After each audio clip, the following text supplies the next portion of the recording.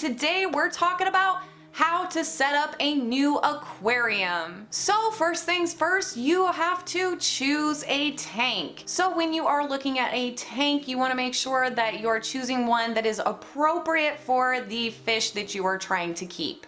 Obviously, the bigger the fish that you want to keep, the bigger the tank that you are going to need to purchase. So always keep that in mind when you are picking out your aquarium. Now, some of these tanks do come as kits where they already come with a filter, a heater, and your lighting. So that kind of takes care of my next point. But the next thing you're gonna need if you did not buy a kit is going to be a good filter. So filtration is extremely important in most aquariums, especially if you are a beginner, then you are going to want to make sure that you have a filter. There are a ton of filters out there that you can choose from depending on what kind of tank setup you are looking to build. The easiest one, if you're a beginner out there, is probably going to be either an internal filter, a sponge filter, or a hang-on back filter. These types of filters are really easy to set up, really easy to install, and really easy to maintain. There are also other types of filtration such as canister filters in some systems, but for beginners they tend to lean towards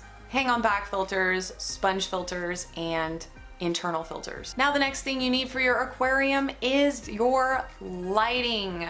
Lighting can be extremely important, especially if you have a planted tank. Most fish do benefit from a day-night cycle, and if you do want to set up a planted tank, then you will want to take lighting seriously under consideration. Depending on what type of plant that you are planning on keeping in your tank, some of them do require extremely high lighting.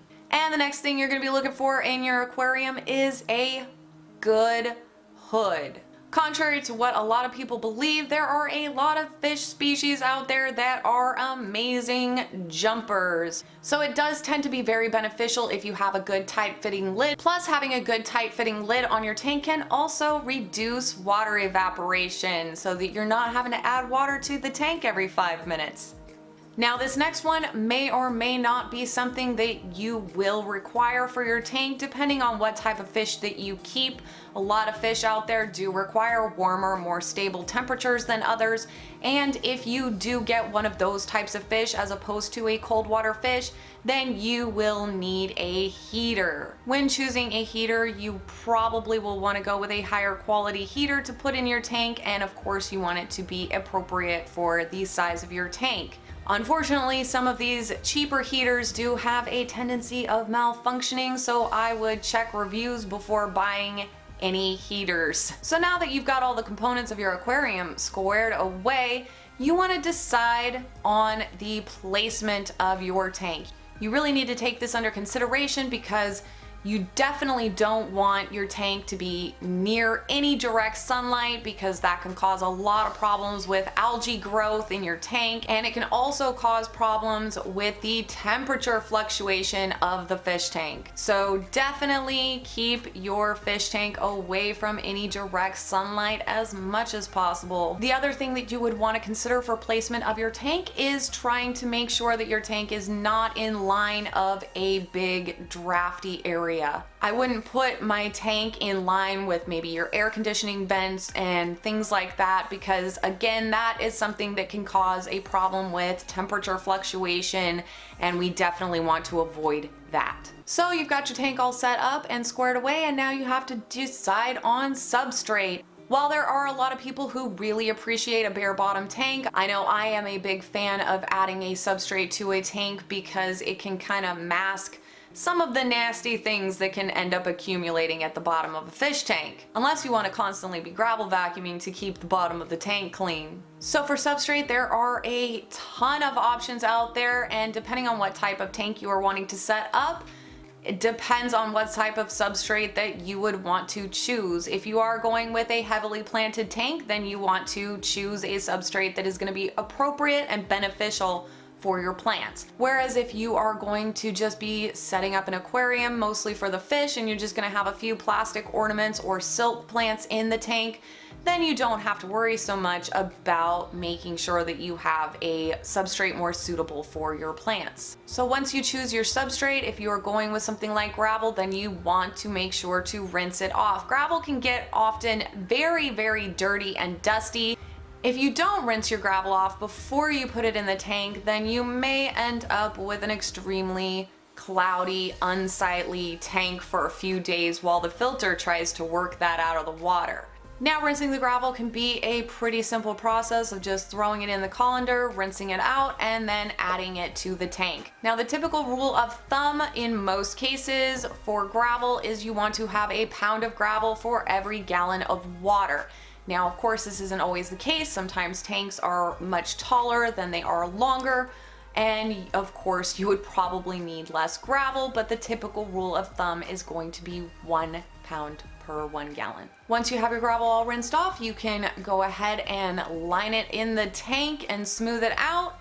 And now we are on to decorating. Now, like with the gravel, you will want to rinse off any ornaments. Now, if you are planning on adding things like driftwood or other natural decor to your tank, then I would consider boiling it and soaking it for a while before adding it to the tank, because it will release a lot of tannins into the tank, and you want to make sure that you kill off any potentially harmful bacteria on it before adding it to the aquarium. Also, as a side note, when you are choosing decorations for your aquarium, I would make sure to choose something that is appropriate for your fish, as fish with long flowing fins can sometimes tear their fins or injure themselves on sharp corners. So once you've added all of the decor of your choice into your tank, you are ready to start adding in the water. You can actually also use a colander or something like that to help disperse the water so that you don't mess up your gravel and your ornaments and everything that you just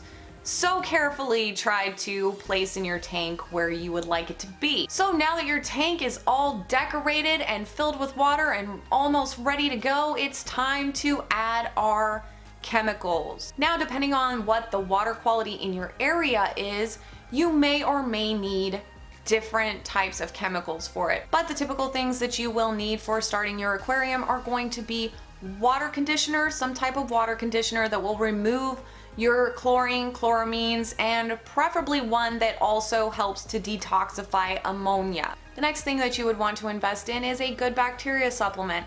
Adding beneficial bacteria to the aquarium when we get it started up will help jumpstart the nitrogen cycle.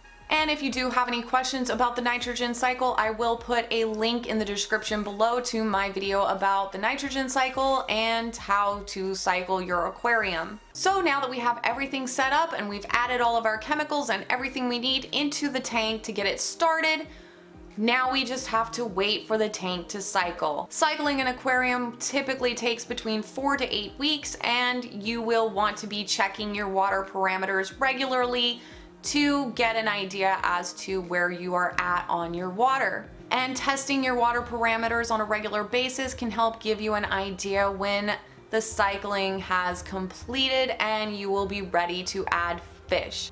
The biggest thing that we are trying to accomplish when we are cycling our aquarium is building up enough beneficial bacteria that can handle any ammonia that is added into the tank through fish waste or fish food. So now, once our tank has finally finished cycling, we are ready to add fish. But do keep in mind, you don't want to add too many fish at once to the tank because it can cause an ammonia spike. And again, ammonia is extremely toxic and can completely wipe out all your fish in your tank very quickly. So typically only adding in a few fish at a time, depending on how big of an aquarium you have set up. Of course, the larger the tank, the more you can add at a time. So now you've got all your fish, you've got your aquarium, and hopefully this video helped to set you up for success. Thanks for watching, guys. Bye!